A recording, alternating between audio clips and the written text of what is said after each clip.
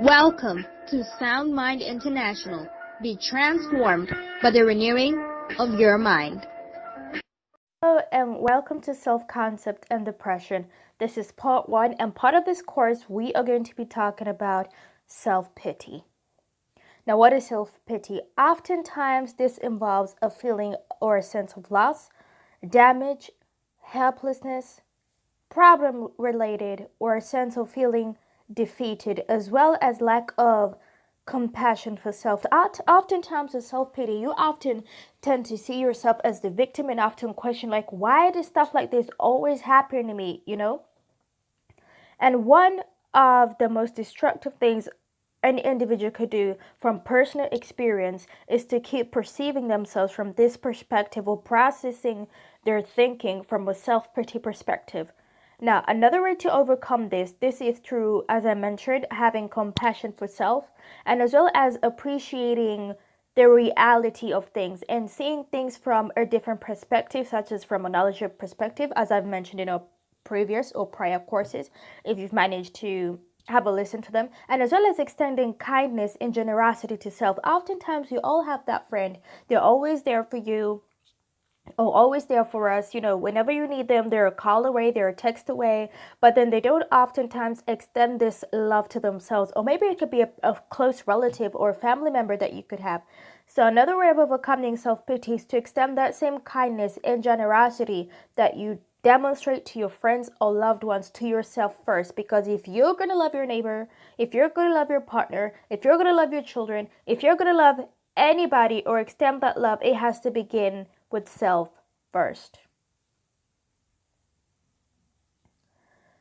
Another case scenario, this could be fear of being hurt, and oftentimes this is very logical. As I've mentioned before, in the course of dealing with trauma or narcissistic abuse, oftentimes the fear of being hurt, this is very reasonable, and it can often cause one to build barriers or walls that are very hard to break down. Because let's face it, nobody wants to be hurt, and it's often involves risk taking. You don't want to go and gamble your emotions. You don't want to go and gamble your heart, or let alone your sanity, because of that fear of being hurt based on past experiences. So oftentimes this would involve having a worst case scenario.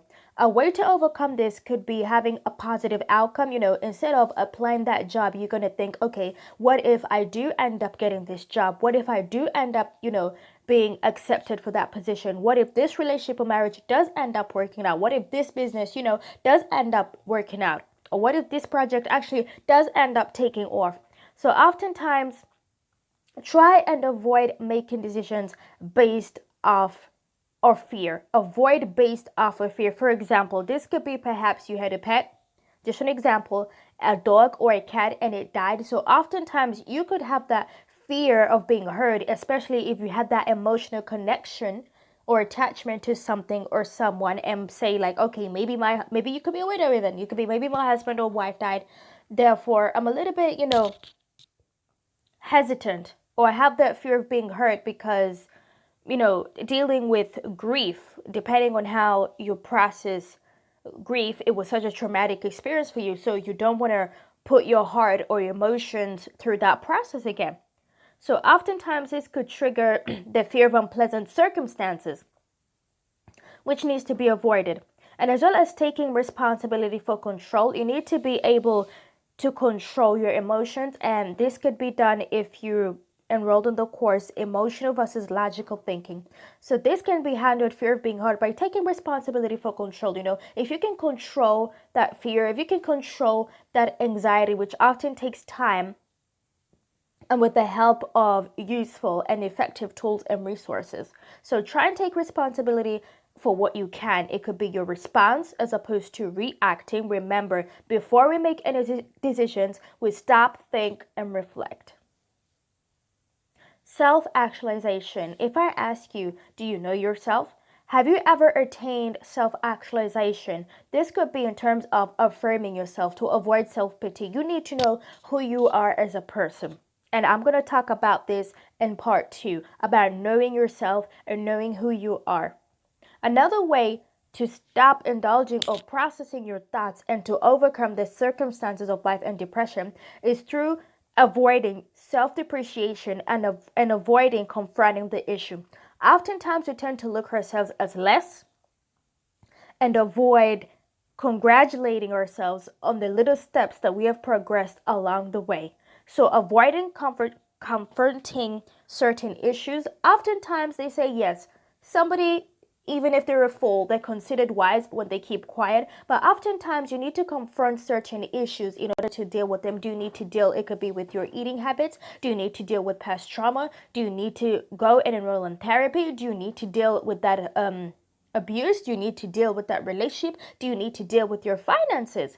So in order for you to self-actualize or reach self-actualization, you need to start confronting the issues and stop depreciating yourself.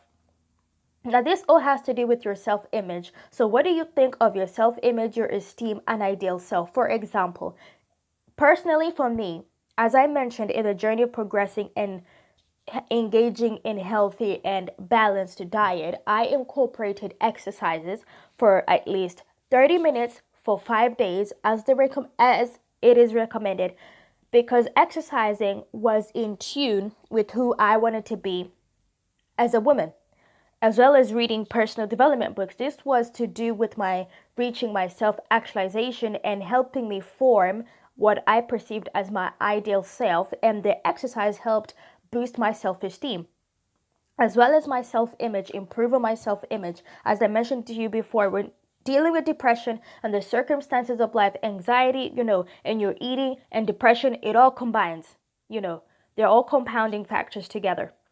So think about your past self, who you are, and your present self, affirming and acknowledging and appreciating who you are now is different from who you were in the past, and it's not going to be the same person who you're going to be in the future.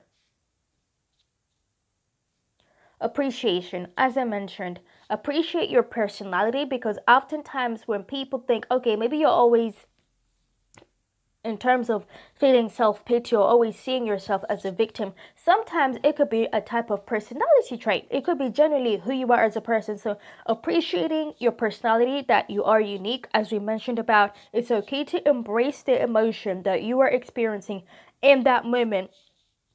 But as well as self-control needs to be taken to make sure that you're not entirely processing your way of thinking from an emotional perspective, as well as determination to be determined, as I mentioned, to progress into attaining high self-esteem, to progress into developing a better future you who is going to be different from your past and your present self.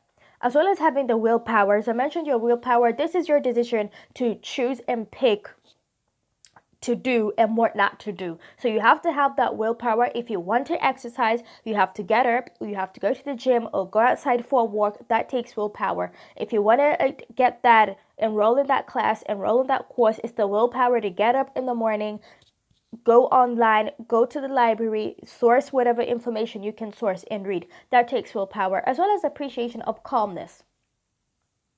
You need to be calm in terms of feeling self-pity. You need to be calm and relaxed when it comes to dealing with the current situation or the circumstances of life, as well as having confidence that yes, you can get through this. Yes, it might be a new season, it might be a new challenge, but you need to approach things with confidence, because this is a mentality. It's all about your confidence. Even if you might be skills-wise, in comparison to other people, not have attained their level, but having that confidence often boosts one's self-esteem. And as well, your perception. Do you see the glass? We've talked about this in the other course. Do you see the glass as half full or half empty? Because perception, it determines everything, and your attitude, as I mentioned before, this will determine your altitude. Healthy balance. It's very important to formulate a healthy balance of a thought process plan. Maybe you could document a thought process plan whenever confronted with the challenging circumstances of life. So formulate a thought process plan and think How are you coping with this? How are you dealing and processing the information inside your mind? Do you see yourself depreciating yourself, or have you affirmed yourself and confident enough and calm enough and have the willpower to push through that?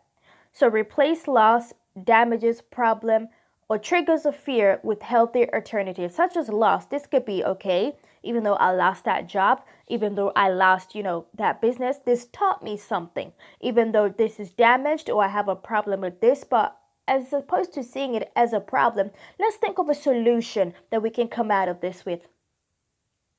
And having long-term motivations, there has to be a long-term goal for you in terms of dealing with the circumstances of life. So after COVID, I know COVID, a lot of us, in January 1st, 2020, we had a lot of plans to travel, to go places, to do certain things. So make sure you have a long-term motivation plan in place.